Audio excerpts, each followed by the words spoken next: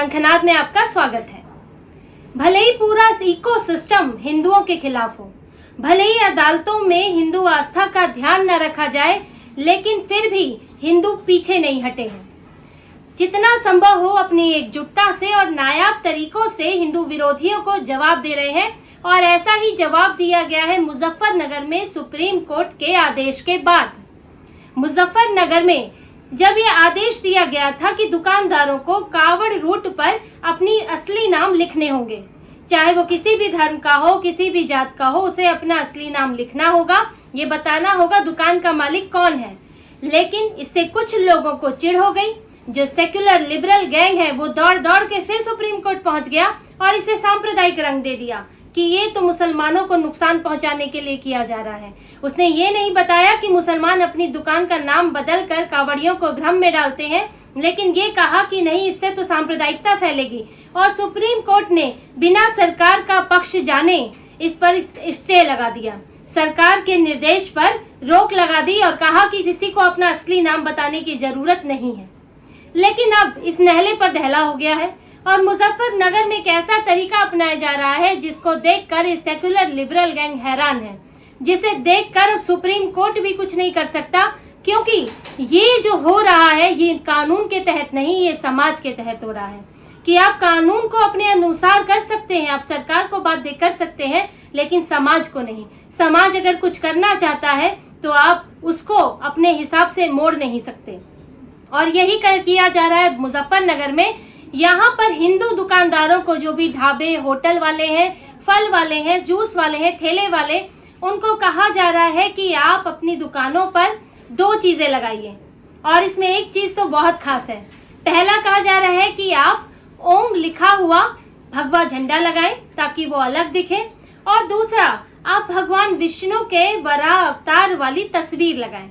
ये सभी हिंदू दुकानदारों को ये कहा जा रहा है और उनको ये तस्वीर भी दी जा रही है। ये मुहिम है योग साधना आश्रम के महंत स्वामी यशवीर महाराज की, और उन्होंने ये मुहिम मुजफ्फरनगर का जो पूरा वहाँ पे कावड़ का मार्ग है वहाँ चलाई है, और उन्होंने कहा है कि सभी हिंदू दुकानदार वराह अवतार वाली तस्वीर लगाएं, चाहे वो ठेले पर ही क्यों ना हो, लेकिन वो तस्वीर लगाएं, अपना नाम, अपने पिता का नाम लिखें और आधार कार्ड भी लगाएं, ताकि कावड़ियों को ये स्पष्ट पता चले कि कौन सी दुकान किसकी है।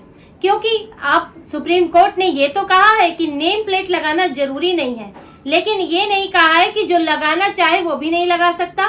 कोर्ट के आदेश के मुताबिक कि कोई भी लगा सकता है, उसकी मर्जी है, लेकिन किसी को बाध्य नहीं कर सकते। तो हिंदू दुकानदार अपना असली नाम, अपने पिता का नाम लगा सकते हैं, वो अपने ईश्वर की तस्वीर लगा सकते हैं, वो अपना झंडा लगा सकते हैं। तो सेक्युलर लिबरल गैंग ने जो हिंदू विरोधी तरीका अपनाया, जो हिंदुओं को दबाने की कोशिश की और उनकी आस्था को ठेस पहुंचाने की कोशिश की, उसको इससे जवाब दिया जा रहा है। अब इसमें जो खास है वो है वराह अवतार वाली भगवान विष्णु की तस्वीर। आखिर वराह अवतार का ही इस्तेमाल क्यों किया गया, इसके पीछे एक खास वजह है। पहले वराह अवतार क्या है? भगवान विष्णु के वराह अवतार में उनका जो मुंह है वो वराह का है, वराह यानी सुअर का है, और नीचे का हिस्सा इंसान का है। अब इस्लाम में सुअर को हराम माना जाता है, वो नापाक है। सुअर का वो नाम भी नहीं लेते। सुअर को देखना, उसकी तस्वीर लगाना, ये तो बहुत दूर की बात है, वो नाम लेने तक बसते हैं। और खाना तो मतलब खाने का मतलब है कि उन्होंने तो इस्लाम ही खत्म कर दिया। ये माना जाता है धार्मिक तौर पर, मजहबी तौर पर ये उनके लिए माना जाता है, और सुअर हराम है। इसीलिए अब वराह अवतार की तस्वीर लगाने को कहा गया है, क्योंकि ये तस्वीर हिंदुओं को अलग दिखाएगी। अब तक होता क्या था, मुजफ्फरनगर या फिर पूरे कावड़ रूट पर, जो हरिद्वार का भी रूट है, वहां पर जो मुस्लिम दुकानदार है वो कावड़ियों को भ्रमित करने के लिए हिंदू नाम रख लेंगे। शिव ढाबा, गंगा ढाबा और कृष्णा ढाबा, इस तरह के नाम रख लेते हैं, जिससे कावड़ियों को ये पता नहीं चलता कि यहाँ पर किसकी दुकान है, कैसा खाना मिलेगा, पूरी तरह से शाकाहारी है कि नहीं, उनकी आस्था का ध्यान रखा जाएगा कि नहीं। तो वो कावड़ियों को भ्रमित करने के लिए दुकान का नाम रख लेते थे, हिंदू नाम। यहाँ तक कि हिंदू देवी देवताओं की तस्वीर भी रख लेते हैं।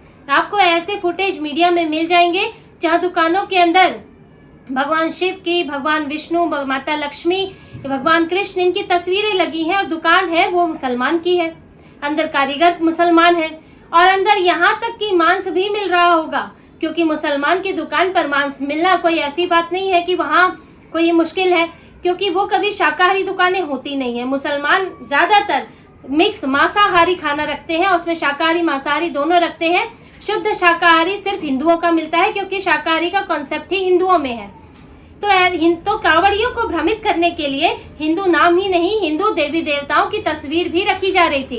अब अगर हिंदू दुकानदार भगवान वराह की बजाय माता लक्ष्मी की, भगवान विष्णु के नारायण स्वरूप की कोई तस्वीर लगाते तो उसमें फिर कंफ्यूजन हो जाती, क्योंकि ये तस्वीर तो मुस्लिम दुकानदार भी लगा लेंगे, उनको कोई दिक्कत नहीं है किसी भी, भले ही वो ना मानते हो, भले ही वो लानत मारते हो मूर्तियों को, वो काफिरों को मूर्ति पूजन को खत्म करना चाहते हो, लेकिन अपने फायदे के लिए उनकी तस्वीर लगवा लेंगे, हिंदू भगवानों का इस्तेमाल कर लेंगे।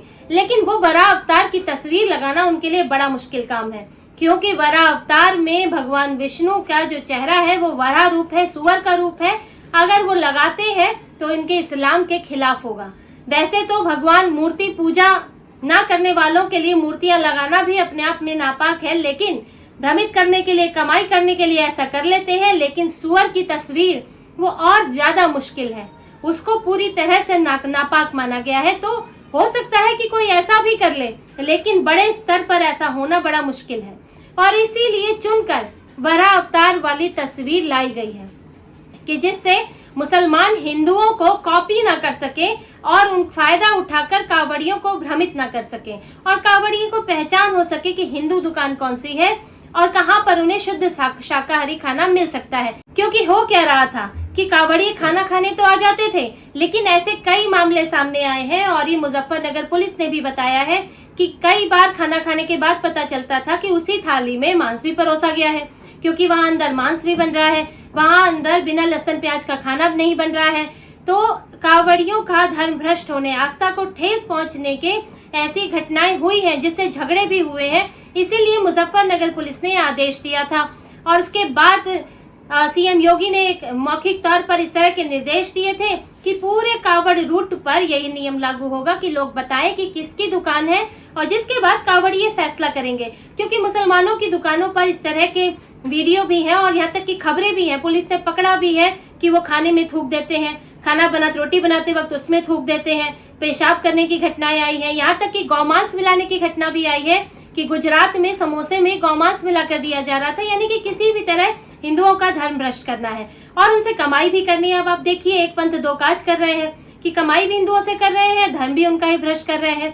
तो इस सब से बचने के लिए, क्योंकि श्रावण मास पवित्र महीना होता है, और जो कांवड़िए हैं वो जल लेकर आते हैं, जलाभिषेक करते हैं, तो उनके लिए ये तो बेहद ही पवित्र महीना है, और वो खाने पीने का बहुत ध्यान रखते हैं, प्याज लहसुन वाला खाना नहीं खाते हैं, और शुद्ध शाकाहारी साफ सुथरा खाना, सिंपल खाना उनको खाना होता है। और अगर ऐसा नहीं हो पाता तो उनका जो पूरा व्रत है, और समझिए कि एक बार मांस वाली थाली में खा लिया तो पूरा उनकी जो मेहनत है वो बर्बाद जाएगी, और उनको कैसा लगेगा कि वो जल लेकर आए हैं, चढ़ाने जा रहे हैं, और उनको बीच में ऐसा हो गया तो उनको तो पूरा ये मेहनत जो है बेकार गई, धर्म भ्रष्ट हो गया। तो इस चीज से बचने के लिए ये सब नाम लिखने को कहा गया था। उसके बाद भी, अगर नाम के बाद भी, वो कांवड़ियों की मर्जी है कि वो कहाँ जाकर खाना पसंद करेंगे। सरकार ने कोई निर्देश नहीं दिया था कि आप फलाना दुकान पर खाइए, लेकिन अब चलिए सुप्रीम कोर्ट में ये लोग गए, और इसके बाद हिंदुओं की आस्था को ताक पे रखकर स्टे लगा दिया गया।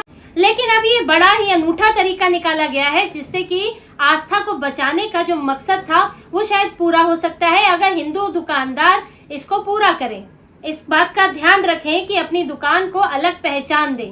और यह इतना ही नहीं, अब इस मामले में एक नई याचिका भी डाली गई है। हरियाणा के रहने वाले सुरजीत सिंह यादव ने याचिका डाली है और कहा है कि वो एक शिव भक्त है और उन्हें भी इस मामले में पक्षकार बनाया जाए। उनका कहना है कि ये जो फैसला, जो निर्देश दिया था यूपी सरकार, उत्तराखंड और मध्य प्रदेश की सरकार ने, उसका मकसद था कि हिंदुओं की आस्था को ठेस न पहुंचे और कांवड़ियों को सुविधा हो, लेकिन इसको सांप्रदायिक रंग दे दिया गया याचिका डाल के। और अगर ये निर्देश लागू नहीं होता है तो इससे हिंदू आस्था को ठेस पहुंचेगी। तो उन्होंने एक शिव भक्त के तौर पर याचिका भी डाली है कि मुझे पक्षकार बनाया जाए। और अब इस मामले पर 26 तारीख को यूपी, उत्तराखंड और मध्य प्रदेश सरकार को जवाब भी देना है। सुप्रीम कोर्ट ने स्टे लगा दिया था, लेकिन तीनों सरकारों को नोटिस जारी किया है कि वो अपना पक्ष बताएं।